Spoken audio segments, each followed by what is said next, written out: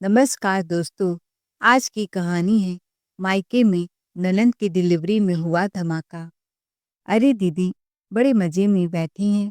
लगता है रील्स का लत, सीरियल का बड़ा नशा लग गया है आपको। मायके राज करने आई हैं क्या? अब बस भी कीजिए अपने इस आरामशाही को। उठिए, मोबाइल नीचे रखिए और पूरे घर में झाड़ू पोछा लगा दीजिए। शिवानी आंखें तरेड़ते हुए अपनी ननंद से बोली, जरा सोचिए, यूं बैठकर मायके में राज करोगी तो घर के काम कौन करेगा? शिवानी की बातें सुनते ही उसकी सास मालती जी और बुआ सास हेमा जी स्तब्ध रह गई। बुआ जी तुरंत ही बोल उठी, अरे बहू, यह कौन सी भाषा है? ननंद मायके आई है, वो भी ऐसी हालत में, प्रेग्नेंट है, और तुम मुझसे मजदूरी करवा रही हो। मायके का सुख भी छीन गया तो फिर मायका किस काम का? ऐसी हालत में बहू, तुम्हें ननंद की सेवा करनी चाहिए। बुआ जी की तीखी फटकार पर शिवानी ने तुरंत सफाई देना शुरू कर दिया। नहीं बुआ जी, आप गलत सोच रही हैं। मैं दीदी पर कोई अत्याचार नहीं कर रही। मैं तो बस उनकी भलाई चाहती हूँ। माँ जी से पूछ लीजिए। मालती जी ने भौवे सिकोड़ते हुए कहा। मैंने क्या कहा? शिवानी ने तुरंत कहा, माँ जी, आप भूल जाती हैं, पर मुझे सब याद रहता है। अभी 1 साल भी नहीं हुआ। फिर वह बुआ जी की तरफ मुड़ी। असल में हुआ यूं था बुआ जी, कि जब दीदी की प्रेगनेंसी 5वें महीने में थी, उनकी सास ने बड़ी नरमी से कहा था, बेटा तुम मायके जाओ, तुम्हारी माँ इस हालत की असली समझ रखती है। उन्होंने अपनी बहू को भी इसी अवस्था में अकेले संभाला था। कौन सा काम करना है, कौन सा नहीं करना है, उन्हें सब पता है। अपनी बहू की पूरी प्रेगनेंसी में अच्छे से ध्यान रखा है तेरी माँ ने। शिवानी जोर देकर आगे बोली, और शायद इसी सही देखभाल की वजह से उनकी बहू की नॉर्मल डिलीवरी हुई थी। अब दीदी की सास भी यही चाहती हैं कि दीदी का ऑपरेशन न हो, उनकी भी डिलीवरी मेरी तरह नॉर्मल हो जाए। इसी वजह से तो दीदी को मायके भेजा गया है। शिवानी ने घूरते हुए कहा, लेकिन माँ जी को दीदी की कोई परवाह ही नहीं। इन्हें तो बस दिन भर साथ बैठकर इधर उधर की गप्पे हाँकनी है। बताइए, यदि कल को ऑपरेशन की नौबत आ गई तो उनकी साथ हमें ताने मार मार कर आधी जान निकाल लेंगी। शिवानी ने दृढ़ स्वर में कहा, मैं इस घर की बहू हूँ और इस घर की इज्जत पर आँच आती मैं कैसे देख सकती हूँ? भगवान न करे अगर दीदी का ऑपरेशन हो गया तो। उनकी सास तो सारी उम्र यही कहती फिरेंगी कि जिस डर से भेजा था वही हो गया, सारा दोष हम पर मर देंगी। शिवानी की बात सुनकर मालती जी तमतमाकर चिल्लाए, बहू बस कर, बहुत हो गया तुम्हारा भाषण। जो विधि में लिखा है वही होगा। तुम्हारे चाहने या न चाहने से कुछ नहीं बदलेगा। अगर ऑपरेशन मेरी बेटी के नियति में है तो होगा ही। इस पर शिवानी तुरंत आगे बोली, नहीं माँ जी, मैं रोक सकती हूँ, और आपको खूब अच्छे से पता है कि मैं रोक सकती हूँ। आप फिर भूल गईं। उसने मासूमियत का मुखौटा ओढ़ते हुए कहा, माँ जी, याद है जब मेरा चौथा महीना लगा था तब आपने मेरे साथ कैसी कठोर साधना करवाई थी। फिर शिवानी बुआ जी की ओर मुड़ी। बुआ जी, माँ जी मुझे पूरे दिन में मुश्किल से आधे घंटे का आराम देती थी।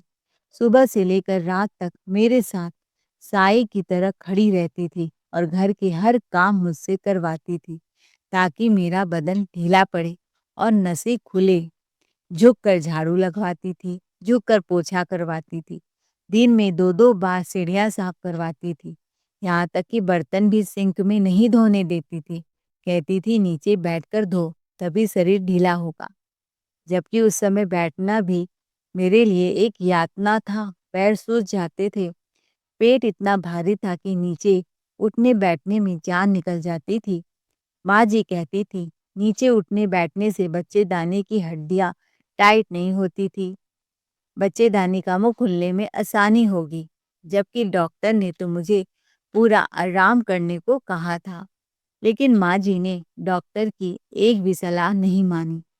सब कुछ अपने अनुभव और घरेलू इलाज के हिसाब से किया। वह कहती थी, यह सब डॉक्टरों के चोचले हैं। तुम क्या चाहती हो? बच्चा ऑपरेशन से हो?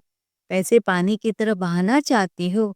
इतना पैसा मेरा बेटा कमाता नहीं कि लाखों रुपए तुम्हारे ऑपरेशन में फूंक दे। माँ जी, याद है आपको? एक बार मुझे तेज बुखार चढ़ा था। बदन दर्द से मैं उठ भी नहीं पा रही थी। खाना पीना तक मुश्किल था। लेकिन तब भी आपने मुझे आराम करने नहीं दिया।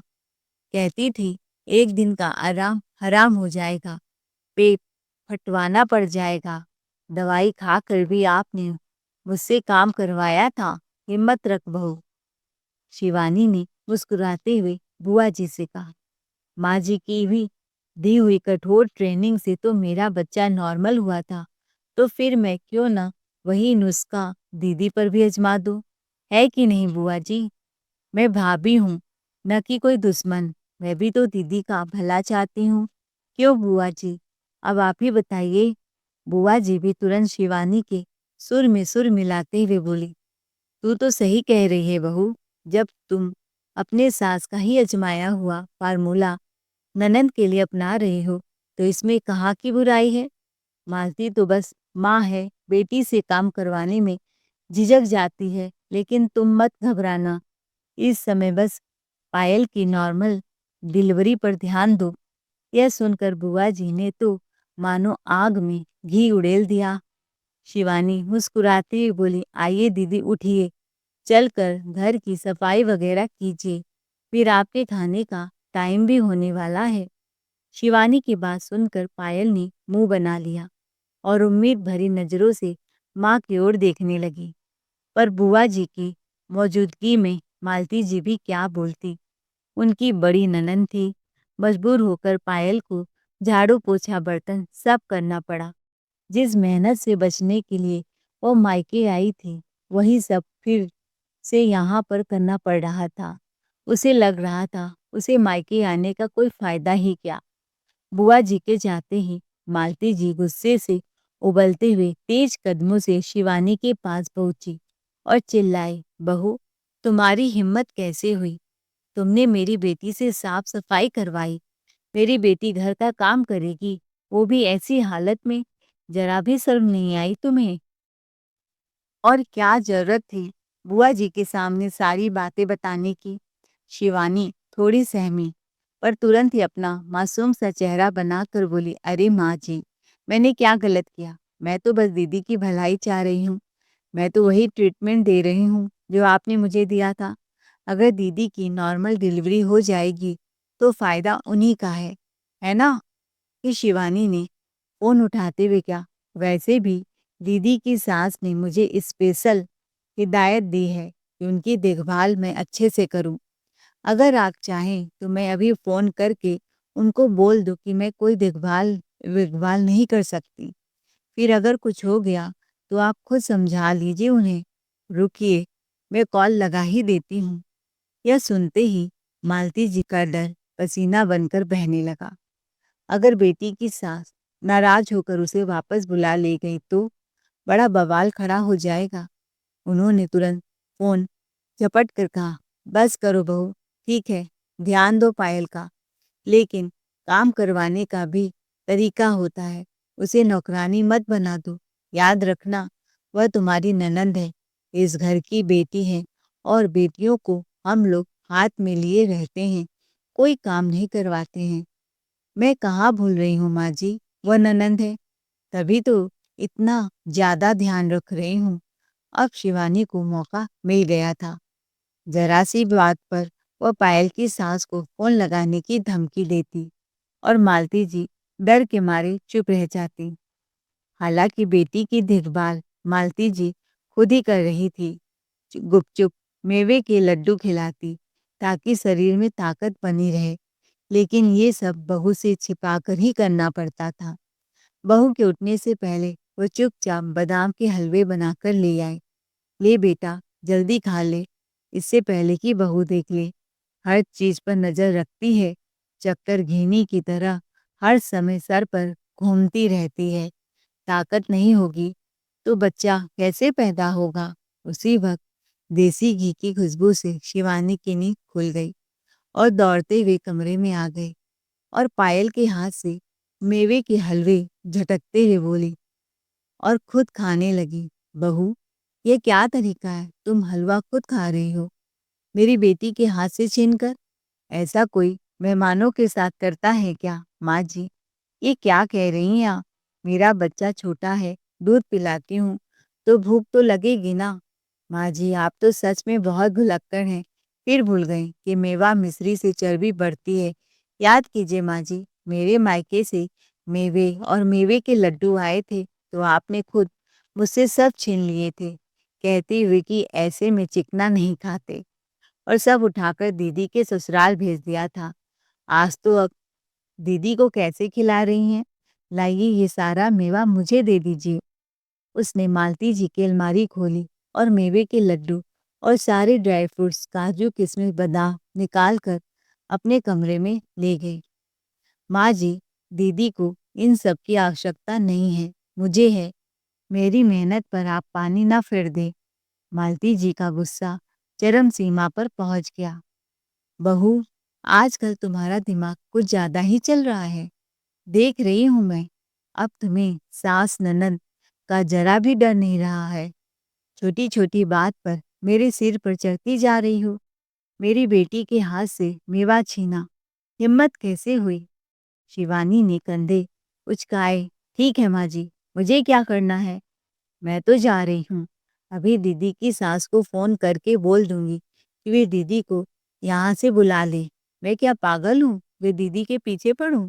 और आप सब गलत कर दें, जानबूझकर ऑपरेशन की नौबत बना रही हैं। शिवानी की धमकी सुनकर मालती जी फिर से सहम गई। तुरंत ही अपने स्वर को नरम करते हुए बोली, अरे बहू, सुन तो, किसी के हाथ से इस तरह चीजें छीनी नहीं चाहती। एक दिन मेवा का हलवा खा लेगी तो कोई पहाड़ नहीं टूटेगा। शिवानी ने तीखे अंदाज में कहा, क्यों नहीं होता माँ जी? एक दिन की ढील पूरे महीने की मेहनत पर पानी फेर देती है। एक दिन मेवा मिश्री खा ली तो शरीर में अचानक ताकत बढ़ जाएगी, और वही तो आपने मेरे लिए कहा था, है ना? अब आप ही भूलने लग गई, इसीलिए मुझे कड़ाई करनी पड़ रही है। दीदी को कोई मेवा मिश्री नहीं मिलेगा, ना ही आराम मिलेगा। दिन में केवल आधा घंटा ही रेस्ट करेंगी, बाकी समय लगातार चलना, काम करना, सुबह छत पे कपड़े सुखाने, शाम को तारने, रोज झाड़ू पोछा, सीढ़ियों की दो दो बार सफाई प्रतिदिन, और सबसे जरूरी अपनी जुबान पर पूरा नियंत्रण। पायल ने अनमने स्वर में कहा, ठीक है भाभी, सब काम कर लूंगी, पर खाने में तो कुछ अच्छा अच्छा बना देना। ठीक है दीदी, कहकर वह किचन में चली गई। दूसरे दिन सुबह सुबह रसोई से घी तड़के की ऐसी खुशबू फैली कि पूरा घर जाग गया। शिवानी ने किचन में मानो होटल खोल लिया था। गर्मा गर्म समोसे, खस्ता, पकौड़ी, छोले भटूरे, जलेबी तक पूरे घर में महक ही महक। उधर पायल नींद में ही लड़खड़ाती हुई बाहर आई। माँ, आज तो भाभी ने पूरा दावत वाला ब्रेकफास्ट बनाया है, मैं तो सब खाऊंगी, पेट भर भर के खाऊंगी। मालती जी पसीज कर बोली, हाँ बेटी, तू आराम से बिस्तर पर बैठ, मैं खुद लाकर देती हूँ, खुल कर खा ले। मालती जी जैसे ही किचन में पहुंची, वहां शिवानी आराम से समोसे पर चटनी उड़ेल कर मजे से खा रही थी। उन्होंने चकित होकर पूछा, बहू, तूने तो आज कमाल कर दिया। मेरी बेटी का तो मन गदगद हो गया, और वह थाली में अपनी बेटी के लिए समोसे, पकौड़े सब भरने लगी। शिवानी ने पेट छीनते हुए कहा, माँ जी, ये सब उनके लिए नहीं रखा है। ये पकौड़े, छोले भटूरे सब उनका पेट खराब कर देंगे। उनके लिए तो मैंने रोटी, कद्दू और लौकी बनाई है, बहुत मेहनत से। यह दावत तो मैंने अपने लिए बनाई है, जो 9 महीने में एक दाना भी अपने मन का नहीं खा पाई। अब तो मुझे जीने दीजिए, थोड़ा मजा करने दीजिए। मालती जी वहीं जड़ हो गई। क्या बहू, गर्भवती औरत को अगर मन का नहीं खाने दोगी तो बच्चा लार टपकाएगा। क्या चाहती हो, उसका होने वाला बच्चा दूसरों के खाने को देखकर तरसे? शिवानी ने एक और चटनी समोसे पर डालते हुए तीखा जवाब दिया, माँ जी, मेरे बच्चे ने भी तो लार टपकाई थी, तब आपको याद नहीं आया था?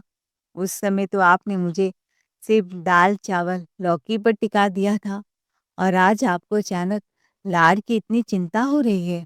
मालती जी सब समझ गई। बस बहू उन्हें वही स्वाद चखा रही है जो उन्होंने खुद उसे चखाया था।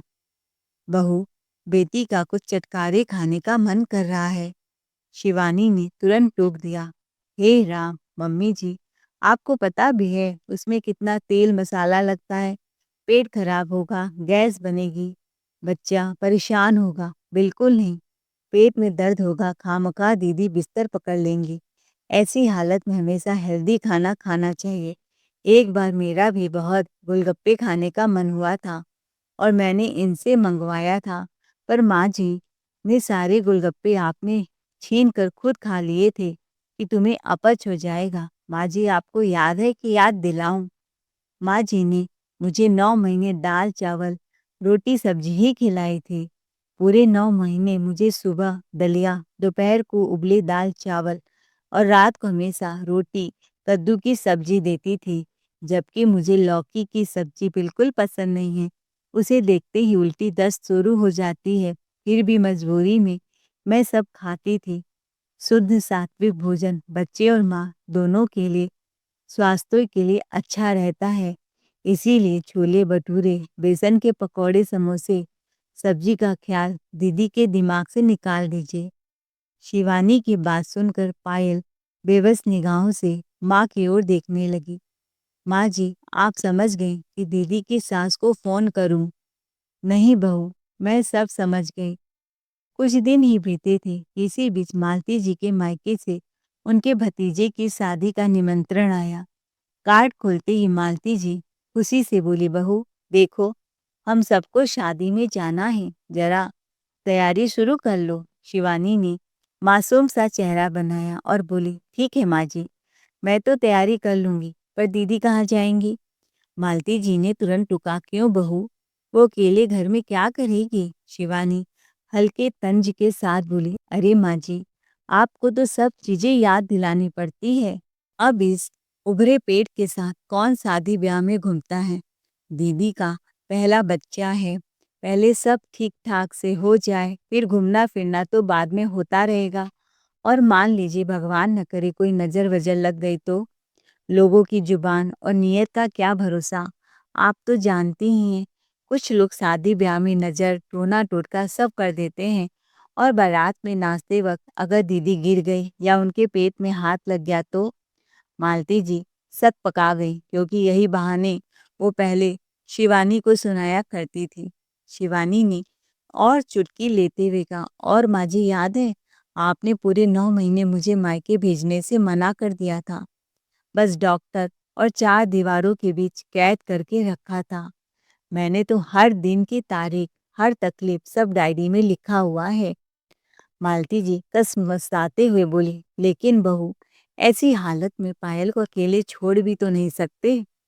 शिवानी तुरंत बोली, अरे माँ जी, हम लोग शादी में चले जाएंगे, आप वहीं रुकिएगा। मैं तो रात को लौट ही आऊंगी और पड़ोस की अरोड़ा आंटी को दीदी के पास छोड़ दूंगी। सारा समय उनका ख्याल रखेंगी। उधर पायल ने मुंह बनाते हुए कहा, माँ, मेरा तो महीनों से शादी में जाने का मन था, लेकिन शिवानी के सास की धमकी के चक्कर में कुछ बोल ही नहीं पाती। मालती जी उसी डर से पायल को साथ लेकर भी नहीं गई। वो शादी में 2 दिन पहले ही पहुंच गई। इधर घर में असली खुरापात शुरू हुई। मालती जी के जाते ही शिवानी ने अपनी ननद पायल पर सारा पुराना हिसाब उतारना शुरू कर दिया। सुबह 5 बजे ही डंका बजा दिया, उठो दीदी, सूरज तुम्हारा इंतजार थोड़ी ना करेगा, जल्दी पूरे घर में झाड़ू लगाओ। फिर आदेश पर आदेश देने लगी, अब पोछा करो, सीढ़ियाँ रगड़ो, ये बर्तन धो दो, थोड़ी सब्जियां काट दो। अरे दीदी, हाथ पैर चलाओ और काम करो। पायल 2-4 दिन में ही थक कर जल भून गई, दम ही निकल गया। शिवानी शादी में गई भी नहीं। मालती जी जब लौट कर आईं तो बेटी की हालत देखकर दंग रह गई। पायल मालती जी के सीने से चिपक कर फूट फूट कर रोने लगी। माँ, मेरी 3-3 नंदे मायके आई थी, इसीलिए सोचा कि कौन उनकी सेवा आवभगत करेगा। चलो मायके में मैं आराम कर लूँ। पर आपने भाभी को जितना तड़पाया था, उसका सारा बदला वो मुझसे ले रही हैं। मैं तो टूट गई हूँ माँ, मुझे यहाँ नहीं रहना, मैं ससुराल चली जाऊँगी।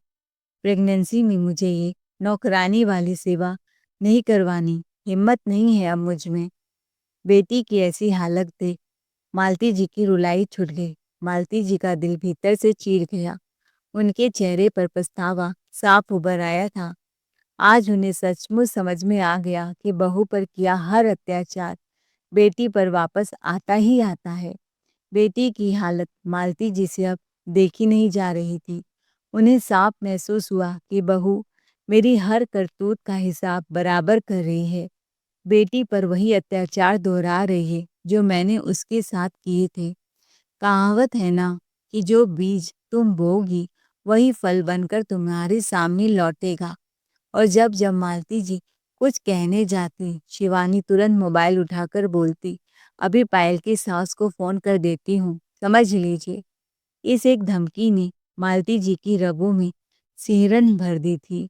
शिवानी तो जैसे एक एक पल का बदला गिन गिन कर लेने में लगी थी। बस यह सुनना था कि मालती जी का दिल धक से रह गया। तुरंत बोली, रुक जा बहू, सुन मेरी बात। अब उनके स्वर में पहली बार घमंड की जगह ममता थी। थोड़ा रुक कर अपनी गलती स्वीकारते हुए बोली, बहू, मुझे अच्छे से पता है तू पायल का इतना ध्यान क्यों रख रही है। माना मैंने तेरे साथ बहुत गलत किया, तुझे दुख दिया, सताया, तुझसे नौकरानी जैसा काम करवाया, लेकिन मेरी बेटी को वही कष्ट क्यों दे रही है। शिवानी की आंखों में उस एक पल उसकी अपनी हर पीड़ा की याद आ गई। प्रेगनेंसी में मालती जी के अत्याचार, काम का बोझ, खाने की मनाही, मायके से आया हर एक पकवान पर जब्त कर लेना, सब याद आ गया। शिवानी रोती थी, पर मालती जी का दिल उस समय पत्थर का बना हुआ था। आज वही दृश्य अपनी बेटी पर दोहराता देख उनका कठोर दिल पिघल चुका था। मालती जी आखिरकार रो पड़ी, बहू, मेरी गलती थी, अब मैं समझ चुकी हूँ। पायल पर इतनी शक्ति मत कर, उसकी हालत पर तरस खा। तेरे साथ जो किया उसका बोझ मुझे आज समझ में आ रहा है। और फिर वो शब्द बोले जो शिवानी कभी सुनने की उम्मीद नहीं कर सकती थी, बहू, बना देना बेटी के लिए छोले भटूरे, उसका मन बहुत है खाने का। मैं मानती हूँ मैंने तुझ पर जुल्म किया। अब से न मैं तुझे रोकूंगी, न टोकूंगी, न घर की जिम्मेदारियों में दखल दूंगी। यह घर तेरा है, तू जैसे चाहे वैसे चल, बस मेरी बेटी को छोड़ दे, उसकी तकलीफ समझ। कृपया। भावनाओं से भरा उनका गला रुक गया। आज सास नहीं, एक माँ खड़ी थी। मालती जी के चेहरे पर स्पष्ट रूप से उभरती पीड़ा बता रही थी कि अपनी बेटी को तड़पते हुए देखकर उन्हें अपने किए का पूरा एहसास हो चुका है। बेटी की बेबसी ने उनके कठोर मन पर जैसे किसी ने एक साथ कई चोटें कर दी हो। उनका वह टूटा हुआ निरुत्तर चेहरा देख शिवानी का मन पिघल गया। और जब सास को अपनी भूल का स्वीकार हो चुका था, तो फिर अनावश्यक नाटक जारी रखने का कोई औचित्य ही कहाँ रह जाता था। शिवानी धीरे से आगे बढ़ी और मृदु किंतु दृढ़ स्वर में बोली, माँ जी, जब आपने अपनी गलती स्वीकार कर ली तो मुझे और क्या चाहिए। मेरा उद्देश्य केवल इतना था कि आपको यह महसूस हो, दर्द दर्द होता है, चाहे वह बहू का हो या बेटी का। पीड़ा का स्वरूप दोनों तरफ समान ही रहता है। और यदि यह बोध आपको हो चुका है तो समझिए मेरा मकसद पूरा हो गया। शिवानी ने मालती जी की ओर समझ और संवेदना से भरी निगाहों से देखा। अब आप चिंता मत कीजिए, आपकी बेटी की देखभाल मैं पूरी जिम्मेदारी से करूंगी, लेकिन वैसे नहीं जैसे आपने मेरे साथ किया था, बल्कि वैसे जैसे एक माँ अपनी बेटी के लिए उम्मीद करती है। यह कहकर शिवानी धीरे से रसोई की ओर चली गई ताकि पायल के लिए छोले भटूरे की और मनपसंद सब्जी तैयार कर सके। मालती जी को सच में आज बेटी की वजह से बहू का दुख समझ में आया था। अपनी गलती का एहसास हुआ था। देर से ही सही, कम से कम आने वाला समय शिवानी के लिए सुकून भरा तो होगा। दोस्तों, दर्द चाहे बहू का हो या बेटी का, तकलीफ एक सी ही होती है। जब तक इंसान के ऊपर दुख नहीं आता, तब तक उसे दूसरे के दुखों का एहसास भी नहीं होता। दोस्तों, आपको हमारी आज की कहानी कैसी लगी कमेंट करके ज़रूर बताएं। कहानी अच्छी लगी हो तो वीडियो को लाइक शेयर सब्सक्राइब ज़रूर करें। Thanks for watching ARK voice.